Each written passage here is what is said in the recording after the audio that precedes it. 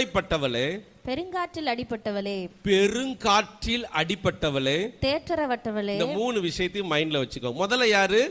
சிறுமைப்பட்டவள். வாழ்க்கையில் அவனுக்கு நல்ல வீடு இருக்கு, நமக்கு நல்ல வீடு இல்லை, நாம நல்லா படிக்கல, நிறைய விஷயத்துல சிறுமைப்பட்டிருக்கோம். அவங்க நல்ல குடும்பம் நடத்துறாங்க, என் வாழ்க்கை இப்படி இருக்குது.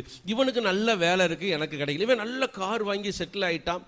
இப்படி மற்றவங்களை பார்த்து பார்த்து நம்ம நினைக்கிறோம்ல, இதுதான் சிறுமை. இதுதான் என்னது? ராகே லேயாள் இவங்க வாழ்க்கையை நீங்க பார்த்தீங்கன்னா, லேயாள் அற்பமா எண்ணப்பட்டாள் என்று கர்த்தர் பார்த்து லேயாளுக்கு குழந்தை பெறும்படி செய்தார். ஆமென். அப்போ லேயாள் சொல்றா, கர்த்தர் என் சிறுமையை பார்த்தார் என்று சொல்லுகிறார். ஆமென் சொல்லுங்க. அப்போ நாம அற்பமா எண்ணப்படுகிறது நம்முடைய வாழ்க்கையில ஒரு சிறுமை. நம்மளால முன்னேற முடியலையேன்னு ஒரு கவலையோடு இருக்குது நம்முடைய சிறுமை. நிறைய நேரம் நாமளே திங்கிங் பண்ணிக்கிறோம்ல, இதுதான் சிறுமை. அதனால தான் ஆண்டவர் சொல்றார், உங்களுக்கு பேர் வைக்கிறார், சிறுமைப்பட்டவளே.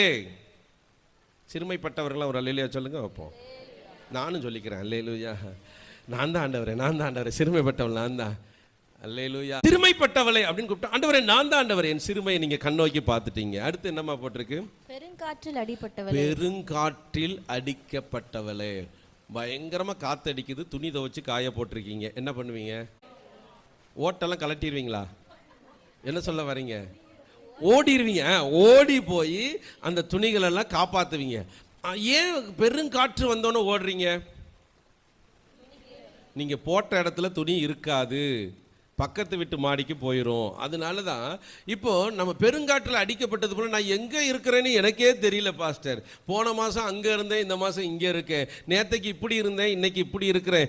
ஏதோ ஒன்று வந்து என்னை அலக்களிக்குது பாஸ்டர். சொல்கிறத கேட்டிருக்கீங்களா? நிறைய பேருக்கு. பெருங்காற்றில் அடிக்கப்பட்டவளே, ஓ வாழ்க்கை ஓன் கண்ட்ரோலே இல்லை, காற்று எங்கிட்டலாம் அடிக்குதோ அங்கிட்டலாம் போற. ஐயோ நான் இங்கே விரும்பவே இல்லை, இங்கே வந்து சிக்கிக்கிட்டேனே, இப்படி வாழணும்னு நினச்சேன், ஆனால் இப்படி இருக்கிறேனே. நம்மளை போட்டு அலக்களிக்கிற ஒரு வாழ்க்கை. என்ன வாழ்க்கை? அலக்களிக்கிற ஒரு வாழ்க்கை. தாவீது அந்த காட்டுக்குள்ளே ஓடணும், அந்த வனாந்திரத்துக்குள்ளே இருக்கணும்னு அவருக்கு என்ன அவசியமா? அப்போது இஸ்ரவேல் ஜனங்கள் கூட புலம்புனாங்க. என்ன புலம்புனாங்கன்னா, அந்த எகிப்தில் இருந்திருந்தா கூட அந்த கஞ்சியை நக்கிக்கிட்டாவது, அந்த கூளை கொஞ்சம் தொட்டுக்கிட்டாவது நாங்கள் இருந்திருப்போம். இந்த வனாந்திரத்துக்குள்ளே கொண்டு வந்து எங்கே போகிறோம்னே தெரில. என்னதுப்பா? எங்கே போகிறோனே தெரில, எங்கே வாரோனே தெரில. அதுதான் பெருங்காட்டில் அடிக்கப்பட்ட நிலைமை. அப்படிப்பட்டவங்களாம் ஒரு அல்லேலூயா சொல்லுங்க. ஒரு 5-6 பேர் தான் இருக்கீங்க, மீதெல்லாம் ஸ்ட்ராங்காக இருக்கீங்க நான் நினைக்கிறேன். பெருங்காற்றில் அடிக்கப்பட்ட நிலைமைக்கு நானும் ஒரு அல்லேலூயா சொல்லிக்கிறேன். எங்கேயும் ஓடிக்கிட்டு தான் இருக்கேன் நானும். மூணாவதுமா, தேற்றரவற்றவளே. தேற்றரவற்றவளே. தேற்றரவற்றவள் அப்படின்னா, நமக்கு பிரச்சனை இருக்கும், ஆனால் அதுக்கு சரியான ஆறுதல் கிடைக்காது.